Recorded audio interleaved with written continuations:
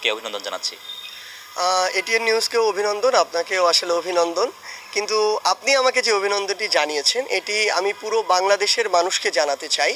কারণ আলটিমেটলি আমরা যারা এটি শুরু করেছিলাম তারা কিছুই করতে পারতাম না যদি না পুরো বাংলাদেশের মানুষ এখানে নেমে আসতো, সমর্থন করত। যদি না ওই 5ই অগাস্ট আসলে পুরো বাংলাদেশের মানুষ বিভিন্ন জায়গা থেকে ছুটে এসে কিংবা পুরো ঢাকা শহর সহ আশেপাশের মানুষ রাস্তায় নেমে না আসতো, এই গণঅভ্যুত্থানটি না হতো। আলটিমেটলি এই অভিনন্দনটি পাওয়ার যোগ্য পুরো বাংলাদেশের মানুষ। অন্তর্বর্তীকালীন সরকারের উপদেষ্টা হিসেবে শপথ নিয়েছেন বৈষম্যবিরোধী ছাত্র আন্দোলনের সমন্বয়ক নাহিদ ইসলাম ও আসিফ মাহমুদ। সরকারের উপদেষ্টা হওয়ায় তাদেরকে অভিনন্দন জানিয়েছেন সমন্বয়ক সার্জিস আলম। বৃহস্পতিবার 8ই আগস্ট রাত 1টার দিকে ফেসবুকে এক পোস্টে এ অভিনন্দন জানান বৈষম্যবিরোধী ছাত্র আন্দোলনের এ সমন্বয়ক। তিনি লিখেছেন, প্রথমে নাহিদ ইসলাম ও আসিফ মাহমুদকে অভিনন্দন।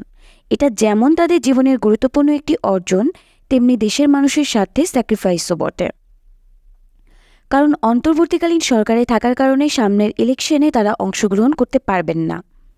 সার্জিস আলম বলেন, আমি বিশ্বাস করি তারা দুজনই এই অন্তর্বর্তীকালীন সরকারের পুরো দেশের মানুষের প্রাণের দাবিগুলো প্রতিনিধিত্ব করবে, জনগণের রায় বাস্তবায়ন করতে চাপ প্রয়োগ করবে, আমাদের আস্থার প্রতিবিম্ব হয়ে উঠবে।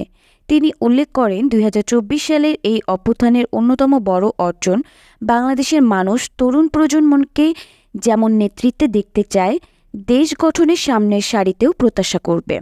সার্জিস লিখেছেন, এই তরুণদের মধ্যে কেউ অন্তর্বর্তীকালীন সরকারে থাকবে, কেউ রাজপথে থাকবে, কেউ শিক্ষা প্রতিষ্ঠানগুলোর নেতৃত্বে এসে নতুন করে ক্যাম্পাসগুলোকে ঢেলে সাজাবে, আবার কেউ হয়তো সংসদেই দেশের মানুষের প্রতিনিধিত্ব করবে। ক্যাম্পাসে ছাত্র সংসদ অথবা জাতীয় সংসদ নির্বাচনের ইঙ্গিত দিয়ে তিনি লিখেছেন, দেশের মানুষ যদি চায় নিশ্চয়ই ভবিষ্যতে কোনো একটি ক্ষেত্রে দেখা হবে ইনশাল্লাহ।